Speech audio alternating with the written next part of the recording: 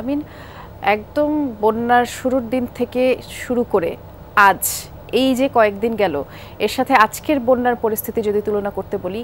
কি ধরনের পরিবর্তন দেখছেন জানাবেন। আর একটি বিষয়ে, প্রত্যন্ত এলাকাগুলো তো আপনি ঘুরে দেখেছেন, সেখানে কোন সংকট সব থেকে বেশি তীব্র মনে হলো?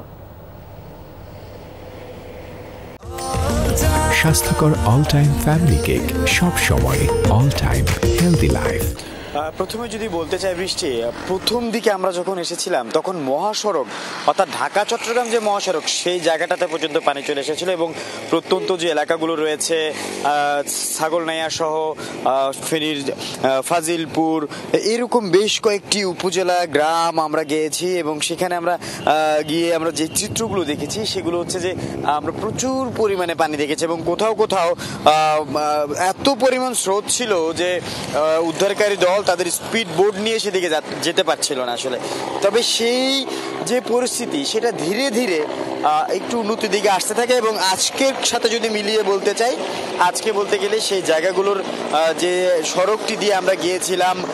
স্পিড বোটে করে, সেই সড়ক একেবারেই, সড়কে কোনো পানি নেই এবং আশপাশের যে এই যে বিলগুলো থাকে যেখানে চাষ হয়, খালি পড়ে থাকে বিলগুলো, সেখানে আমরা দেখছি এখন পানিতে টইটুম্বুর। তবে সড়কের মধ্যে পানি নেই, তবে এই বিলের পানিগুলোই কিন্তু নিচু যে গ্রামগুলো রয়েছে সেই গ্রামের যে ঘরগুলো রয়েছে সেখানে এখনো পর্যন্ত রয়ে গেছে। তাই বলা যেতে পারে যে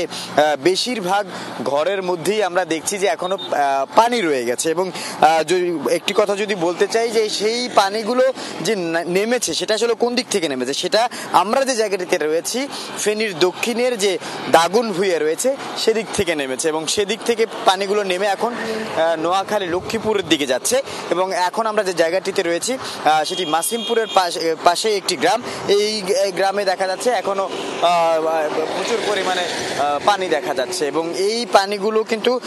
ফেনীর যে ছাগলনাইয়া এবং পরশুরাম এই যে জায়গাগুলো রয়েছে সেখান থেকে কিন্তু ধীরে ধীরে নামতে নামতে এইদিকে এসেছে এবং এদিকে এখন নতুন করে প্লাবিত হচ্ছে এবং ওখানকার বন্যার যে পরিস্থিতি সেই বন্যার পরিস্থিতি এখন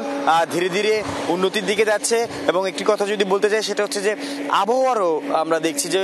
উন্নতি হচ্ছে, কারণ কোনো বৃষ্টি আমরা দেখিনি, তবে সকালে গুড়ি গুড়ি বৃষ্টি ছিল, এখন কড়া রোদ। এবং এই পরিস্থিতি যদি আবহাওয়া যদি আরো কয়েকটা দিন যদি এমন ভালো থাকে তাহলে যে গ্রামের ভেতরে, প্রত্যন্ত যে গ্রামের ভেতরে এখনো পানি জমে আছে সেগুলো ধীরে ধীরে নামতে শুরু করবে। আর একটা আপনি প্রশ্ন করেছিলেন যে সংকটের কথা, সেই প্রত্যন্ত অঞ্চলের সংকট একমাত্র ত্রাণগুলো আশপাশেই শহরের সবাই পেয়েছে, তবে ভেতরের অনেক দুর্গম জায়গায় কেউ পায়নি।